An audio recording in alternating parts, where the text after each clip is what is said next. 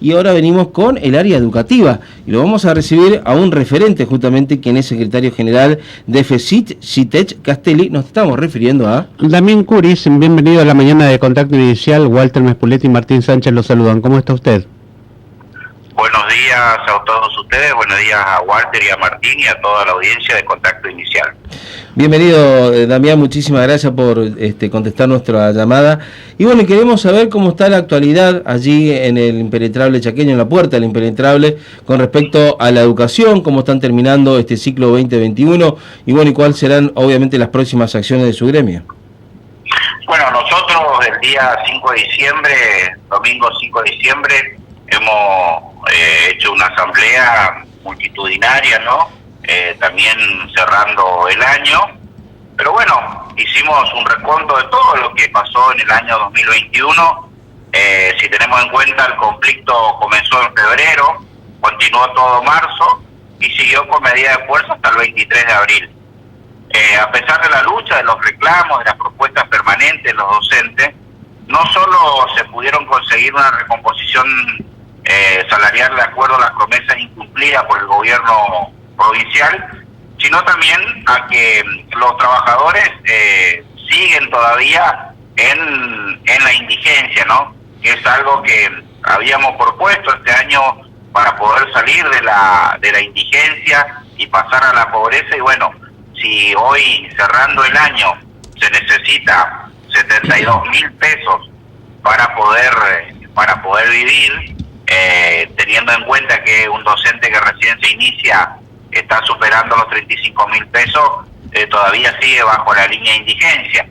Solamente pudieron pasar de la indigencia a la pobreza aquellos docentes que tienen más de 20 años de antigüedad, en donde nosotros planteamos a principio de año que ante la negativa de pagar la deuda por parte del Estado provincial, nosotros habíamos hecho un duro planteo que muchas veces a las autoridades no les gustaba, pero nosotros planteábamos que no puede darse una recomposición salarial o la deuda del 2020 en montos en negro y que en ese momento equivalían a 5 kilos de carne, que hoy sigue siendo lo mismo, ¿no? Pero más allá de eso, hemos tenido una lucha titánica porque no solamente teníamos al gobierno en contra, sino que a todos los otros sindicatos que se oponían a que se incorpore una bonificación por recomposición de un total de 800 puntos. Nosotros en realidad pedíamos 1.200 puntos, pero ese adicional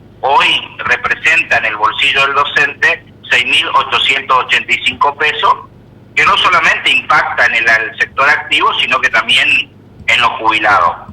Obviamente que la lucha de los docentes ha sido muy desigual, en donde el Estado, el poder del Estado se aplastó a muchos sectores, aplicando 6 meses de descuentos ilegales que superan los 150 millones de pesos.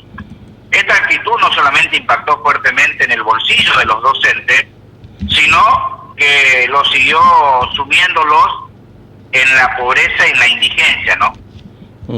Nosotros para el año que viene, hay varios temas que queremos tener en agenda, y particularmente desde nuestro Impenetrable, que tenemos tantos representantes, enseguida tenemos 7, incluida la presidenta de la Cámara de Diputados, 7 legisladores que son de este Impenetrable profundo, 2 legisladores que son de Castelli, que son del Frente Integrador, 2 legisladores de Juntos por el Cambio, tanto el señor Lazzarini como la señora Arkley, y bueno, del oficialismo está Juan José Bergia, también Andrea Charoles, y bueno, la presidenta de la Cámara, que también es de esta zona, la señora Licuesta. Así que esperemos y esperamos, ya que ellos el año pasado habían presentado, sería una cuestión que venimos planteando hace mucho tiempo,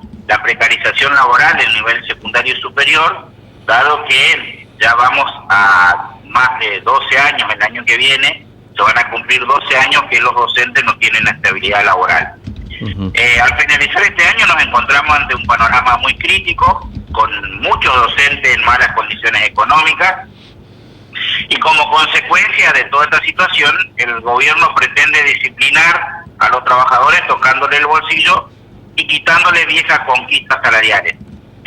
Yo creo que seguimos estando frente a un gobierno que se sigue caracterizando por la incapacidad de gestión, en un doble discurso y en una persecución al trabajador docente.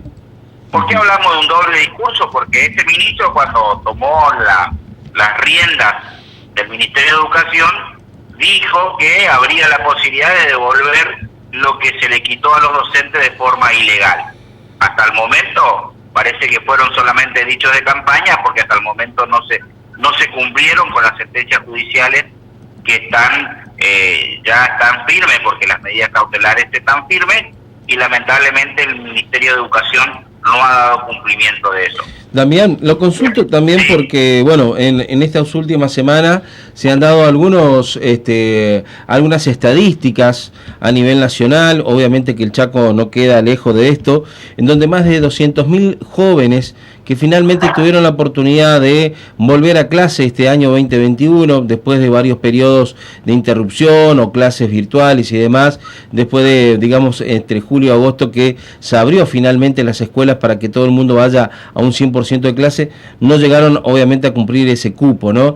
Y estamos hablando que el Chaco también tiene un gran porcentaje de deserción estudiantil, y me refiero más todavía en la zona más vulnerable, como lo dice usted, en la zona allí del Impenetrable, en la puerta del Impenetrable, como es Juan José Castelli. ¿Cómo ven ustedes, los gremios, digamos, esta faltante por estos chicos que finalmente ni trabajan, ni estudian, ni tampoco tienen de alguna manera algún tipo de esperanza en la educación para que de alguna manera puedan mejorar su calidad de vida? Mira, la desigualdad siempre se dio en todos los ámbitos, más allá que este gobierno quiera levantar las banderas de la inclusión social, ¿no? Yo te voy a dar un claro ejemplo. Mi hijo está por terminar la escuela técnica y nunca tuvo la posibilidad de haber recibido una computadora, que hablan de tanto los programas, continuamente le echan la culpa a Macri, cuando en realidad hoy y acá en el Chaco estuvieron gobernando el mismo partido político. O sea, hay una desigualdad total. Y si hablamos de inclusión, y ni hablamos, estamos hablando del tema de la escuela técnica, que como mínimo todos los alumnos de las escuelas técnicas tendrían que tener una computadora, si decimos que le queremos insertar en el mundo del trabajo, toda esta cuestión que venimos hablando, que lamentablemente muchas veces se toman y se hacen fotos con 30 tablets y después se dice se entregó a toda la escuela, y en realidad te estoy hablando con conocimiento de causa.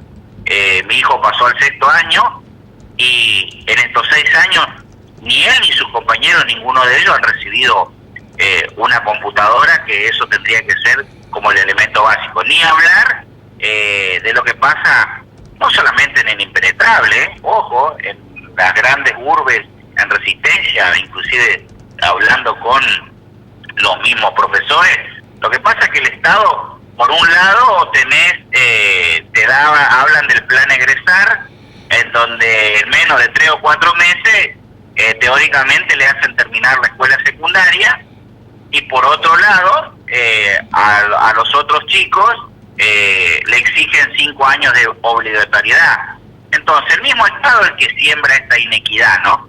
Porque si todos pretendemos que los alumnos estén en las escuelas, la asignación universal teóricamente es para incluir, lo que pasa que lamentablemente el mismo Estado provoca políticas a que llevan a la deserción escolar.